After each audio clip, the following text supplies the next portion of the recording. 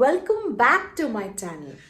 সবাই কেমন আছো? আই হোপ সবাই খুব ভালো আছো, খুব সেফ আছো আর খুব পজিটিভ আছো। Happy Makar Sankranti to everyone. আজ মকর সংক্রান্তি, বাংলার ঘরে ঘরে সবার ঘরে হচ্ছে একটু আধটু নানা রকম পিঠে পার্বণের অনুষ্ঠান। আমি জানি আপনারা সকলেই বাড়িতে খুব সুন্দর করে পিঠে বানাচ্ছেন। কারোর বাড়িতে পায়েস পিঠে বা পুলি পিঠে যেটাই বলেন না কেন, কারোর বাড়িতে ভাপা, কারোর বাড়িতে চিতল।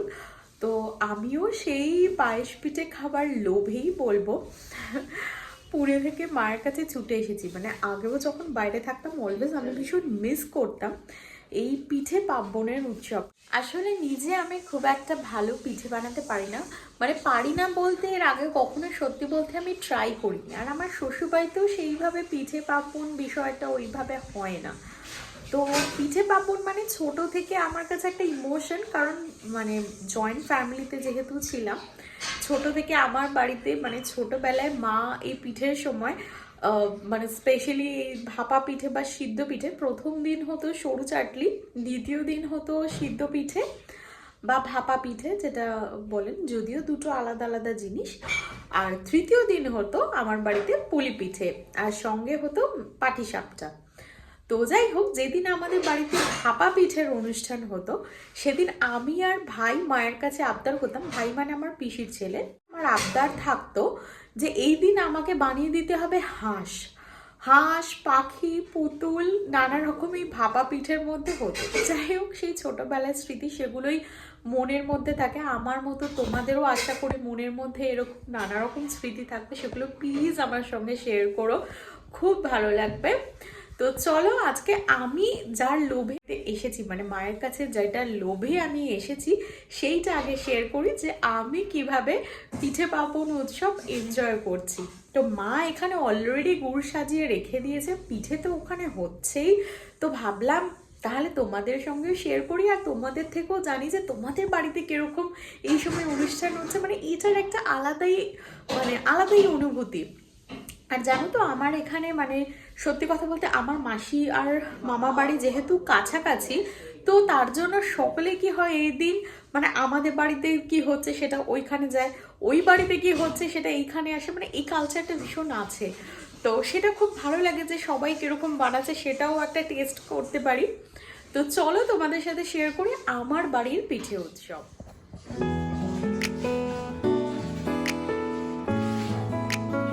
নানা রকম গুড় সাজিয়ে বসে আছে, মানে এটা একমাত্র বাড়ি না এলে হয় না। এটা বোধহয় পাটালি বলে, এগুলোকে পাটালি গুড় বলে। আর এটা হচ্ছে একদম যেটা ছোলা গুড় বা একদম লিকুইড ফর্মে যেটা থাকে সেটা নলেন গুড়। আর এটা হচ্ছে মাঝামাঝি স্টেজের যে গুড়টা হয়, মানে একদম ঝোলা না আবার খুব টাইট টাইপেরও না, মিডিয়াম, মানে যেটার মধ্যে একটু দানা দানা জিনিস থাকে। তো এই হলো আমার বাড়ির প্লেট সাজানো গুড়। এবার চলে যাব মায়ের পিঠে পায়েসের দিকে। চলো, বলে এই ক্ষীর অলরেডি পায়েসে চলে গেছে, বাঁচা বোঝা ক্ষীর, এতে কিছু রাখা আছে, মা দোকান থেকে কিনে এনেছিল এই ক্ষীর। এটা বোধহয় কালকের জন্য পাটিসাপটা গুড়, আর এতেও একটু আছে প্যাকেটে।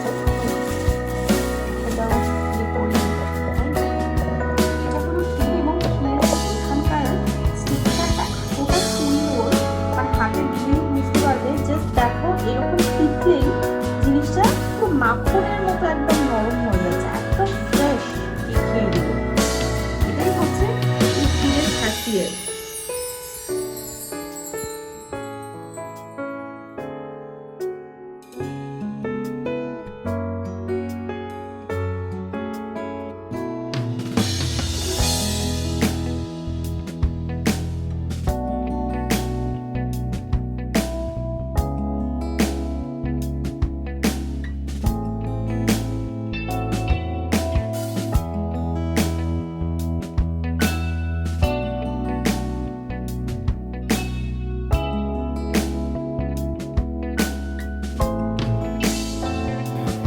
আমাদের পায়েস পিঠে বা পুলি পিঠে যেটাই বলো না কেন সেটা একদম রেডি হয়ে গেছে।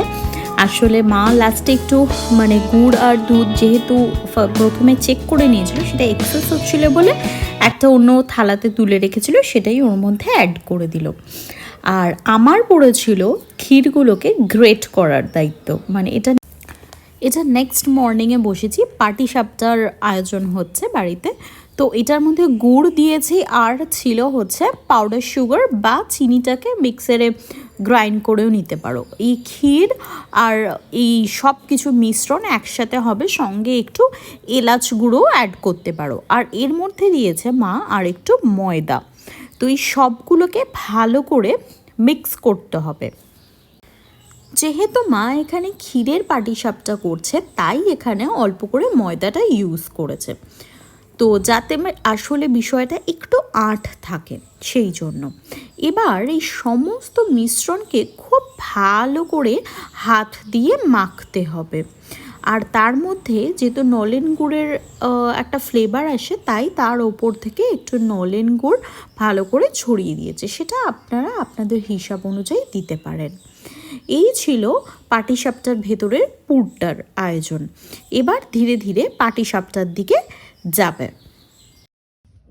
সুন্দর করে এবার মিক্স করে নিতে হবে।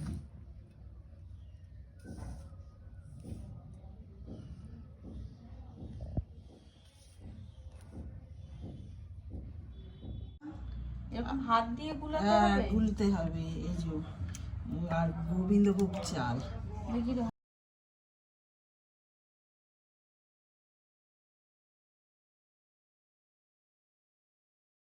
তো পাটিসাপটা করছে মা, একটা পাটিসাপটা করছে।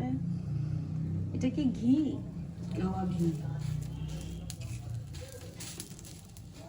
বেশি লাগে না, অল্পতেই হয়ে যাবে।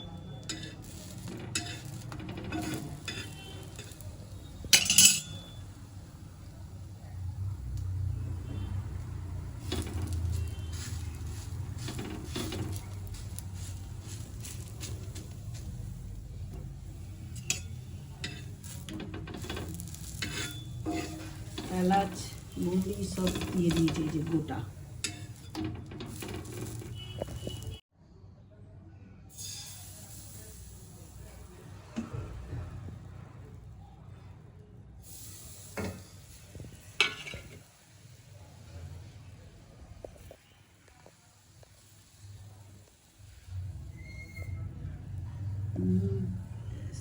কেমন হলো প্লেন দু চারটে দেওয়ার পর থেকেই পরিষ্কার, সব আজকে কিচ্ছু ভালো না। নিজে থেকেই ধীরে ধীরে উঠে পড়ছে, উঠে যাবে, শুকিয়ে যাবে, উঠে যাবে।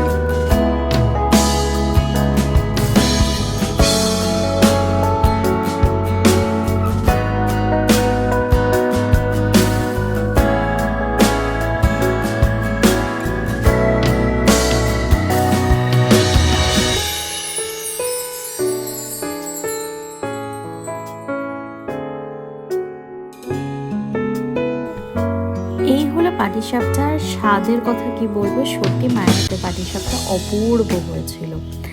আর এই দেখুন মহারাজারা বসে আছেন, এনারা কি কি করেছেন সেটা নেক্সট ভিডিওতে বলবো। আজকের মতো ব্লগ এতটাই। প্লিজ যারা নতুন দেখছেন আমার চ্যানেলটি একটু সাবস্ক্রাইব